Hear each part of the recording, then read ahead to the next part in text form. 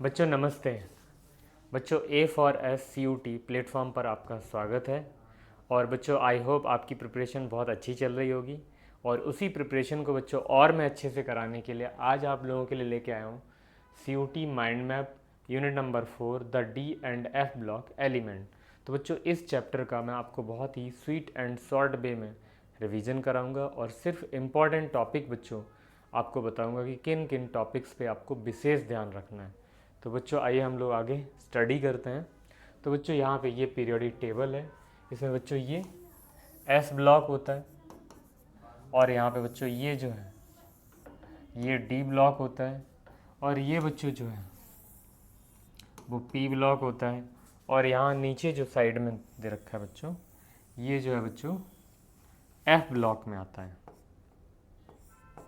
F बच्चों दो type के होते हैं, एक 4F होता है और एक 5F होता है। इसी तरह से जो डी है 3D होता है, 4D होता है, 5D होता है और 6D होता है। और हर एक की जो कैपेसिटी है डी की वो बच्चों 10 इलेक्ट्रॉन होल्ड करने की कैपेसिटी है, 10 इलेक्ट्रॉन तक होल्ड कर सकता है। तो बच्चों यहाँ पे ये वाला जो पीरियड है बच्चों इसमें 3D आएगा, ये 4D आएगा, इसमें 5D आएगा, इसमें 6D आएगा और इसमें बच्चों 4F आएगा, इसमें 5F आएगा। तो ये आपको बच्चों बेसिक जानकारी होनी चाहिए। ये बहुत ही इंपॉर्टेंट है जिसमें आपको ये पता होना चाहिए कि पीरियोडिक टेबल में एस ब्लॉक कहाँ होता है, डी ब्लॉक कहाँ होता है, पी ब्लॉक कहाँ होता है, एफ ब्लॉक कहाँ होता है, डी ब्लॉक की स्टार्टिंग कहाँ से होती है बच्चों। तो डी ब्लॉक की जो स्टार्टिंग है बच्चों थर्ड ग्रुप से होती है और एंडिंग कहाँ पे होती है बच्चों 12th ग्रुप में एंडिंग होती है। तो ये आपको पता होना चाहिए। और बच्चों इसमें जो सबसे इम्पॉर्टेंट जो ग्रुप है बच्चों वो 3D इम्पॉर्टेंट, डी में 4D 5D 6D तो हैं बट इसमें सबसे ज़्यादा जो इम्पोर्टेंट है बच्चों वो 3D इम्पॉर्टेंट है। इसके बच्चों आपको सिंबल पता होने चाहिए, एटॉमिक नंबर पता होना चाहिए, कॉन्फ़िगरेशन पता होना चाहिए, अनपेयर्ड इलेक्ट्रॉन पता होना चाहिए, ये सब पता होना चाहिए। इससे आप कलर आइडेंटिफाई कर पाएंगे, मैग्नेटिक प्रॉपर्टी आइडेंटिफाई कर पाएंगे। तो बच्चों ये जो है ये सिर्फ डी ब्लॉक में ही इंपॉर्टेंट रोल प्ले नहीं करेगा, ये बच्चों कोऑर्डिनेशन कंपाउंड में भी आपकी हेल्प करेगा। तो इसलिए बहुत इंपॉर्टेंट है। यहाँ पे बच्चों मैं डी के चारों ऑप्शन लेके आया हूँ। ये है बच्चों 3D को रिप्रेजेंट कर रहा है, ये 4D को रिप्रेजेंट कर रहा है, ये बच्चों 5D को रिप्रेजेंट कर रहा है, ये 6D को रिप्रेजेंट कर रहा है। यहाँ पे बच्चों ये एलिमेंट हैं, ये उनके एटॉमिक नंबर हैं, ये इलेक्ट्रॉनिक कॉन्फ़िगरेशन है कि 4s में कितने होंगे, 3D में कितने होंगे। इसमें बच्चों सबसे ज़्यादा important, very very important, very very important जो है बच्चों वो 3D सीरीज है। इसमें आपको सब कुछ पता होना चाहिए, जैसे scandium, titanium, vanadium, chromium, manganese, iron, cobalt, निकल, कॉपर, जिंक। ये एलिमेंट के सिंबल पता होने चाहिए, नाम पता होने चाहिए, इनका एटॉमिक नंबर जैसे 21, 22, 23, 24, 25, 26, 27, 28, 29, 30, ये हमें सब पता होना चाहिए। उसके बाद इसमें बच्चों आपको ये पता होना चाहिए, जिनके ऊपर मैं स्टार लगा रहा हूँ, इनका जो कॉन्फ़िगरेशन है वो रूल से थोड़ा सा हटके होता है। और वो इसलिए होता है क्योंकि ये एलिमेंट अपने लेफ़्ट राइट वाले एलिमेंट से एक्स्ट्रा स्टेबल होता है। उस स्टेबिलिटी को शो ऑफ करने के लिए जो इसका इलेक्ट्रॉनिक कॉन्फ़िगरेशन होता है अपने लेफ़्ट राइट वाले से डिफरेंट होता है। आगे नेक्स्ट देखते हैं बच्चों, यहाँ पे ये पेज वेरी वेरी इंपॉर्टेंट क्योंकि इसमें हम 3D का सारा डिटेल देखेंगे। ठीक है, तो यहाँ पे बच्चों इनके सबसे पहले क्या दे रखे हैं, सिंबल दे रखे हैं, scandium, titanium, vanadium, chromium, manganese, उसके बाद आयरन, कोबाल्ट, निकल, कॉपर, जिंक, इनके एटॉमिक नंबर पता होने चाहिए।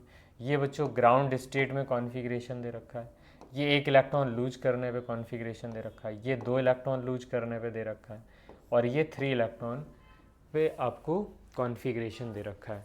तो बच्चों ये आपको पता होना चाहिए क्योंकि अगर आप ये अच्छे से प्रैक्टिस करोगे, लर्न करोगे सिंबल, एटॉमिक नंबर, कॉन्फ़िगरेशन, तो आप डी ब्लॉक के भी अच्छे से क्वेश्चन कर पाओगे और कोऑर्डिनेशन कंपाउंड में भी आप इसको यूज करके अच्छे से क्वेश्चन कर पाओगे। तो ये पेज बच्चों बहुत इंपॉर्टेंट है, इसका आपको कॉन्फ़िगरेशन आना चाहिए। फॉर एग्जांपल जैसे क्रोमियम है, इसका मैं आपको एक को करके दिखा रहा हूँ। क्रोमियम का एटॉमिक नंबर होता है 24। तो इसका जब हम कॉन्फ़िगरेशन करेंगे तो AR जो आर्गन का 18 होता है, उसके आगे जब हम इलेक्ट्रॉन फिल करेंगे तो ये आएगा 4s2 और 3D कितना आएगा 4 आएगा, ये रूल के अकॉर्डिंग। बट यहाँ पे इसका जो कॉन्फ़िगरेशन होता है वो 4s1 और 3D कितना होता है 5 होता है। उसका रीज़न है बच्चों यहाँ पे जो s है इसमें भी एक इलेक्ट्रॉन हो जाता है, और जो यहाँ पे d है इसमें भी बच्चों जो है 5 अनपेयर्ड इलेक्ट्रॉन हो जाते हैं। और 5 अनपेयर्ड इलेक्ट्रॉन होने की वजह से क्या होता है, ये एलिमेंट जो एक्स्ट्रा स्टेबल होता है उसकी एक्स्ट्रा स्टेबिलिटी शो ऑफ हो पाती है। अगर कोई एलिमेंट है उसकी ऑर्बिट जो है बच्चों फुलफिल है या हाफ फिल्ड है तो वो एलिमेंट अपने लेफ़्ट राइट वाले से ज़्यादा एक्स्ट्रा स्टेबल होता है। तो इस तरह से बच्चों आपको ये वाला जो एनसीईआरटी का पेज है आपको बहुत अच्छे से आना चाहिए, उनके इलेक्ट्रॉनिक कॉन्फ़िगरेशन की आप प्रैक्टिस करोगे। ठीक, अगर आप इसके ग्राउंड स्टेट में अनपेयर्ड इलेक्ट्रॉन देखोगे बच्चों तो कितने हो जाएंगे 5 + 1 6 हो जाएंगे। अगर आप ग्राउंड स्टेट में इसका मैग्नेटिक मोमेंट निकालोगे तो ये फॉर्मूला होता है n+2। ठीक, तो यहाँ पे बच्चों ये इस n क्या है, number of unpaired electron, n की वैल्यू 6 रिप्लेस करके हम म्यू की वैल्यू कैलकुलेट कर सकते हैं। उसके बाद बच्चों है इसमें oxidation states. Oxidation state of the first row transition metal means ये 3D के लिए बच्चों दे रखा है, तो ये आपको पता होना चाहिए। इसकी आप अच्छे से कई बार रिवीजन करेंगे। तो यहाँ पे बच्चों देखो स्कैंडियम जो है +3 फॉर्म में एग्जिस्ट करेगा, मीन्स Ti जो है +2 +3 +4 में। इसी तरह से क्रोमियम जो है +2 से लेके +6 में, और मैक्सिमम किस फॉर्म में होगा +3 और +6 में।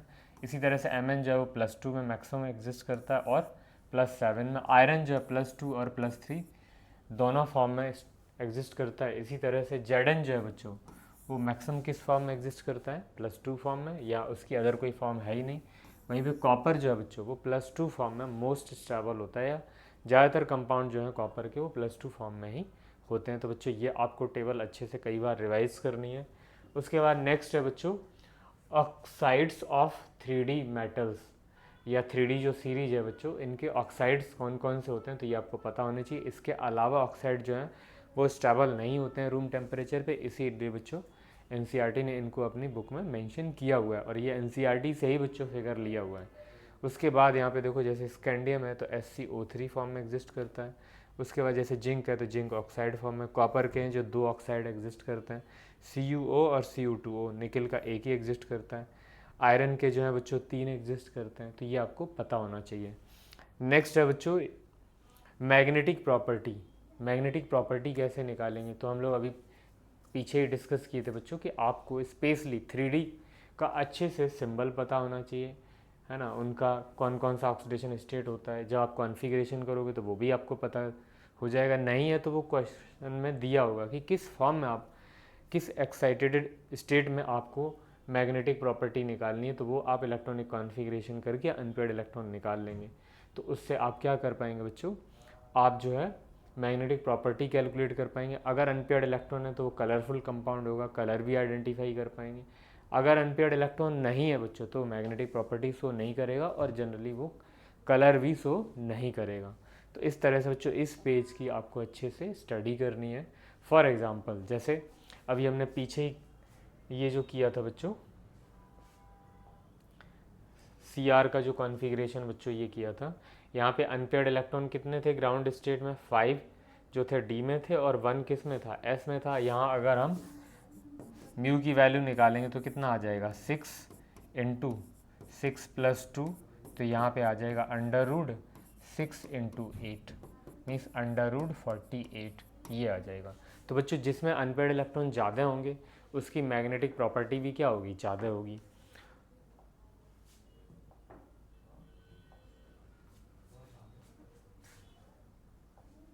उसके बाद बच्चों है यहाँ पे, और ये मोस्ट इम्पॉर्टेंट टॉपिक है पोटेशियम डाइक्रोमेट K2Cr2O7। इसकी हम प्रिपरेशन पढ़ेंगे बच्चों। FeCr2O7 को हम Na2CO3 मिक्स करते हैं और उसमें हम ऑक्सीजन गैस पास करते हैं, तो ये कन्वर्ट हो जाता है बच्चों Na2CrO4 में, और Fe2O3 फॉर्म में रिमूव हो जाएगा, और CO2 गैस क्या हो जाएगी बच्चों, इवापोरेट हो जाएगी। फिर Na2CrO4 जो है बच्चों एसिडिक मीडियम में किस में कन्वर्ट होता है, Na2CrO7 में। बट बच्चों ये डेलिक्वेशेंट होता है, तो हम इसको किसके साथ मिक्स करते हैं, KCl के साथ। तो हमें क्या मिल जाता है, जो हमें चाहिए था K2Cr2O7। उसके बाद बच्चों इसका जो K2Cr2O7 2 माइनस जो है, अगर हम इसको बच्चों आयनाइज करेंगे तो क्या होगा, K2K प्लस में कन्वर्ट हो जाएगा, Cr2O7 2 माइनस में कन्वर्ट हो जाएगा। इसका बच्चों ये स्ट्रक्चर आपको पता होना चाहिए कि दो Cr जो है वो कनेक्ट होते हैं ऑक्सीजन एटम के थ्रू, और यहाँ पे इस तरह से इसका ये स्ट्रक्चर फॉर्म होता है। अगर आप यहाँ पे इसका हाइब्रिडाइजेशन निकालना चाहोगे तो वो भी निकाल सकते हो। और उसके बाद इसमें जो बच्चों इंपॉर्टेंट है वो ये है कि Cr O4 2 माइनस है, इसको एसिडिक मीडियम में पुट करोगे तो ये कन्वर्ट हो जाएगा Cr2O7 2 माइनस में। इसको अगर आप बेसिक मीडियम में मिक्स करोगे तो ये कन्वर्ट हो जाएगा CrO4 2 माइनस में। मीन्स ये रिवर्सिबल रिएक्शन है, इसका कलर येलो होता है और इसका कलर कैसा होता है, ऑरेंज होता है। तो अगर आप मीडियम चेंज करते रहोगे बच्चों तो ये रिएक्शन क्या है, मैनी टाइम परफॉर्म होती रहेगी।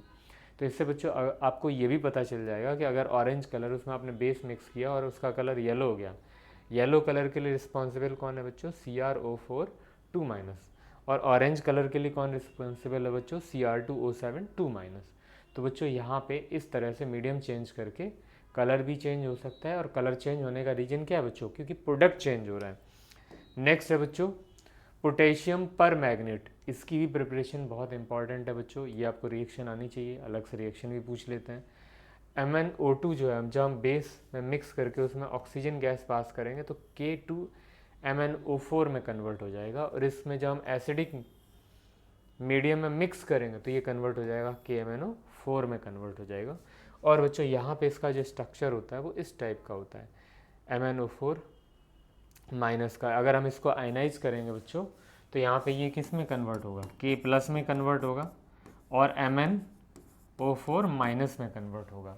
तो यहाँ पे इस तरह से हम इसका स्ट्रक्चर आइडेंटिफाई कर लेंगे। और यहाँ पे बच्चों इसका ऑक्सीडेशन नंबर निकालेंगे तो इसका -2 इसका +2, यहाँ पे इसका -2 इसका +2, इसका -2 इसका +2, इसका -1, तो यहाँ पे आ जाएगा +1। टोटल जब हम ऐड करेंगे तो यहाँ पे इसका ऑक्सीडेशन नंबर आ जाएगा +7 आ जाएगा। KMnO4 में Mn का जो ऑक्सीडेशन नंबर होता है वो +7 होता है, हाईएस्ट ऑक्सीडेशन नंबर होता है बच्चों।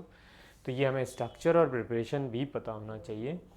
और बच्चों इस चैप्टर का वेरी इंपॉर्टेंट टॉपिक्स में से एक टॉपिक है oxidising action of K2Cr2O7 and KMnO4, कि ये किस तरह से ऑक्सीडाइजिंग एक्शन शो करते हैं, क्योंकि ये अपने हाईएस्ट ऑक्सीडेशन नंबर में होते हैं, तो वहाँ से ये क्या हो सकते हैं, रिड्यूस हो सकते हैं। ठीक, तो अगर ये रिड्यूस होंगे तो दूसरे को क्या होना पड़ेगा, ऑक्सीडाइज होना पड़ेगा। ठीक, तो अब यहाँ से बच्चों देखिए, यहाँ पे इसको जब हम आयनाइज करेंगे तो यहाँ से हमें क्या मिलेगा, Cr2O7 2 माइनस। यहाँ पे बच्चों इसका जो कलर होता है वो कैसा होता है, ऑरेंज। जब आप इसको मिक्स करोगे एसिडिक मीडियम में ऑक्सिलेट आयन के साथ तो ये किस में कन्वर्ट कर देगा, CO2। तो चाहे Cr2O7 2 माइनस हो, चाहे MnO4 माइनस हो, जब भी आप एसिडिक मीडियम में ऑक्सिलेट आयन के साथ मिक्स करोगे तो वहाँ पे CO2 गैस की बबल्स रिलीज होगी। उसके बाद SO2 किस में कन्वर्ट हो जाएगा, SO4 2 माइनस में। यहाँ पे मैं ऑब्लिक करके और मेंशन कर दे रहा हूँ, अगर यहाँ पे SO2 है, उसके बाद यहाँ पे S2 माइनस है, ये किस में कन्वर्ट हो जाएगा, S में कन्वर्ट हो जाएगा। NO2 है, ये किस में कन्वर्ट हो जाएगा बच्चों, NO3 माइनस में कन्वर्ट हो जाएगा। X माइनस है, ये किस में कन्वर्ट होगा, X2 में कन्वर्ट होगा। लाइक I माइनस है तो I2 में कन्वर्ट हो जाएगा। उसके बाद प्राइमरी एल्कोहल जो है वो कार्बोक्सिलिक एसिड में कन्वर्ट होगा। SN2 प्लस जो है बच्चों SN4 प्लस में कन्वर्ट हो जाएगा। Fe2 प्लस जो है वो Fe3 प्लस में कन्वर्ट होगा। और Cr2O7 2 माइनस वो किस में कन्वर्ट होगा, Cr3 प्लस। और कलर कैसा आ जाएगा बच्चों, ग्रीन कलर आ जाएगा।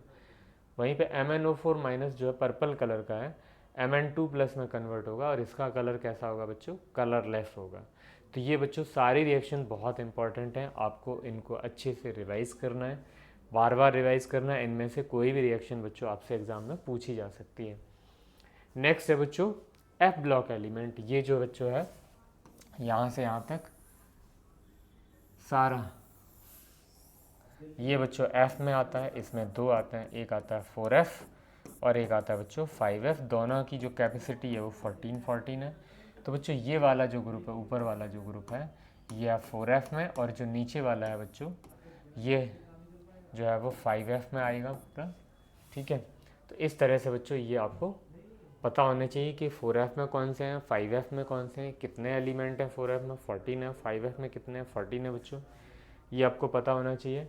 नेक्स्ट है बच्चों इनका कॉन्फ़िगरेशन पता होना चाहिए, electronic configuration and radii of lanthanum and lanthanoid जो सीरीज है। तो बच्चों यहाँ से लेके यहाँ तक ये बच्चों 4F में आते हैं। यहाँ पे ये इनके नाम दे रखे हैं, ये सिंबल दे रखे हैं। ये बच्चों मैंने NCERT से ही लिया हुआ है, तो इसमें आपको NCERT की बुक पढ़नी है। और ये बच्चों इसके ग्राउंड स्टेट में क्या दे रखे हैं, इलेक्ट्रॉनिक कॉन्फ़िगरेशन। इनकी बच्चों आपको क्या करनी है, प्रैक्टिस करनी है, ताकि आप जो है इनका इलेक्ट्रॉनिक कॉन्फ़िगरेशन कर सकें। और बच्चों इसमें जो है ना NCERT से ही रिलेटेड क्वेश्चन पूछे जाते हैं। नेक्स्ट है बच्चों जनरल करेक्टरिस्टिक ऑफ एलन की हम जनरल करेक्टरिस्टिक स्टडी करने जा रहे हैं। इसकी बच्चों जो वैलेंसी होती है वो +3 होती है। तो जब ये हाइड्रोजन के एसिड के साथ रिएक्ट करता है तो यहाँ पे कौन सी गैस रिलीज होती है बच्चों, हाइड्रोजन गैस। और जब यही हैलोजन के साथ रिएक्ट करेगा, इसकी वैलेंसी आपको पता है 1 होती है, तो Ln X3 फॉर्म करेगा। वाटर के साथ जब रिएक्ट कर रहा है बच्चों तो यहाँ पे क्या फॉर्म हो रहा है, LnOH का होल थ्राइस और H2 गैस एवोपरेट हो जाएगी। और बच्चों ये जब कार्बन के साथ रिएक्ट करता है तो LnC2 फॉर्म करता है। यही बच्चों जब नाइट्राइड N3- के साथ रिएक्ट करेगा तो इसकी वैलेंसी 3 है, इसकी वैलेंसी 3, तो क्या फॉर्म कर लेगा, Ln। और बच्चों अगर हम इसको S2- के साथ रिएक्ट कराएंगे तो यहाँ पे Ln2S3 फॉर्म करेगा। तो यहाँ पे बच्चों इस तरह से ये सारी रिएक्शंस आपको पता होनी चाहिए। नेक्स्ट है बच्चों इलेक्ट्रॉनिक कॉन्फ़िगरेशन। यहाँ पे ये जो है बच्चों एक्टिनियम सीरीज़ का इलेक्ट्रॉनिक कॉन्फ़िगरेशन है। तो यहाँ पे जो 5F सीरीज है बच्चों वो यहाँ से यहाँ तक स्टार्ट होती है। ये इनके एटॉमिक नंबर दे रखे हैं बच्चों, ये नाम दे रखे हैं, और ये इनके क्या दे रखे हैं, सिंबल। ये बच्चों ग्राउंड स्टेट में सिंबल दे रखे हैं, और ये इनकी एक्साइटेड स्टेट में सिंबल दे रखे हैं, रेडियाई दे रखे हैं। तो ये बच्चों आपको NCERT बुक से ही पढ़ना है, कहीं और से नहीं पढ़ना है। 1-2 बार आप रिवीजन करोगे तो बच्चों आप इससे रिलेटेड सारे क्वेश्चंस अटेम्प्ट कर लोगे बच्चों। नेक्स्ट है बच्चों oxidation state of actinium and actinoids. इनके ऑक्सीडेशन स्टेट्स क्या क्या होती हैं। तो बच्चों यहाँ पे देखोगे +3 वाली जो स्टेट है वो सभी में है, +4 उससे कम है, +5 और रिड्यूस होगी, +6 और +7 तो बच्चों 2 ही एलिमेंट की होती है, एक NP की होती है और एक PU की होती है। तो बच्चों ये आपको NCERT बुक से ही रिवीजन करने हैं, इनके PYQ करने हैं बच्चों। इनसे रिलेटेड जो है NCERT से क्वेश्चन कर सकते हो, PYQ कर सकते हो, COT से कर सकते हो बच्चों, और JEE नीट के कर सकते हो। तो उससे आपके क्या होगा बच्चों, किस तरह के क्वेश्चन आते हैं वो आपको एक आइडिया लग जाएगा, और आपका कॉन्फिडेंस भी बढ़ेगा जब आप बच्चों PYQ करते हो। नेक्स्ट है application of F block element. F block element का एप्लीकेशन कहाँ कहाँ है बच्चों, इनके यूजेस कहाँ हैं, तो वो आपको जानना है। There are many useful application of the D and F block element and their compound notable among them being in varieties of steel की वैरायटी क्रिएट करने में यूज करते हैं, कैटलिस्ट में यूज करते हैं, कॉम्प्लेक्स में यूज होते हैं, और बच्चों ऑर्गेनिक कंपाउंड फॉर्मेशन में भी इनका यूज किया जाता है। नेक्स्ट है बच्चों, तो बच्चों जितने भी इम्पॉर्टेंट टॉपिक थे मैंने उनका आपको एक तरह से रिवीजन कराया। आपको उन टॉपिक का बच्चों ज़रूर PYQ सॉल्व करने। अगर आप ऐसा करोगे तो बच्चों इस चैप्टर में जितने भी इम्पॉर्टेंट टाइप के क्वेश्चन हैं वो आप ज़रूर सॉल्व कर लोगे बच्चों। थैंक यू सो मच बच्चों।